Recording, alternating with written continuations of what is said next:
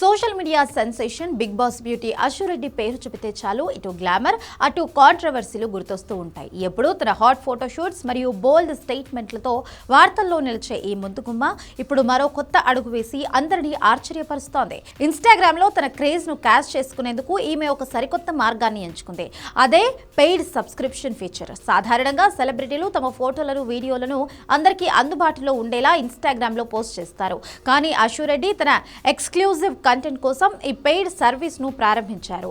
అంటే ఆమె చేసే కొన్ని ప్రత్యేకమైన పోస్టులు, లైవ్ వీడియోలు లేదా పర్సనల్ అప్డేట్స్ చూడాలంటే అభిమానులు కొంత మొత్తాన్ని చెల్లించి సబ్స్క్రైబ్ చేసుకోవాల్సి ఉంటుంది. ఈ దారిలో అశు రెడ్డి క్రేజ్ ఏ స్థాయిలో ఉందో ఆమె సంపాదన చూస్తేనే తెలుస్తోంది. ఈ ఫీచర్ లాంచ్ చేసిన మొదటి రోజే సుమారు 3 లక్షల రూపాయల ఆదాయం లభించినట్లు సోషల్ మీడియా కోడైకూస్తోంది. దాదాపు 700 మందికి పైగా అభిమానులు వెంటనే ఆమె సబ్స్క్రిప్షన్ తీసుకున్నారట. కేవలం 24 గంటల్లోనే ఇంత భారీ మొత్తంలో డబ్బు రావడం టాలీవుడ్ సర్కిల్స్ లో హాట్ టాపిక్ గా మారింది. డబ్బు సంపాదించడంలో అశు రెడ్డి చూపిస్తున్న ఈ స్పీడ్ చూసి నెటిజన్లు షాక్ అవుతున్నారు.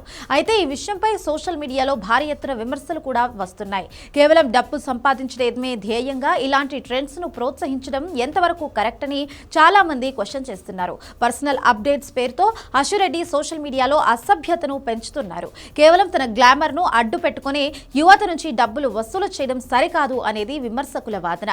మరికొందరు మాత్రం అశు రెడ్డికి ఇన్స్టాగ్రామ్ లో మిలియన్ల కొద్ది ఫాలోవర్స్ ఉన్నారు. ఈ ఫాలోయింగ్ ను వ్యాపారంగా మార్చుకోవడంలో ఆమె సక్సెస్ అయ్యారని అంటున్నారు. నేటి డిజిటల్ యుగంలో కంటెంట్ క్రియేటర్స్ తమ కంటెంట్ ద్వారా డబ్బు సంపాదించడం తప్పు కాదని వారి అభిప్రాయం. కానీ ఆ కంటెంట్ ఏ రకంగా ఉంది, అది సమాజానికి ఎలాంటి సందేశాన్ని ఇస్తుంది అనేదే ఇప్పుడు ప్రధాన ప్రశ్నగా మారింది. బిగ్ బాస్ హౌస్ నుండి బయటకు వచ్చిన తరువాత అశు రెడ్డి రేంజ్ పూర్తిగా మారిపోయింది. వరుసగా ఫోటోషూట్స్, టీవీ షోలు, ఇంటర్వ్యూలతో బిజీగా ఉంటూనే ఇలాంటి కొత్త ఫీచర్లతో ఆదాయాన్ని రెట్టింపు చేసుకుంటుంది.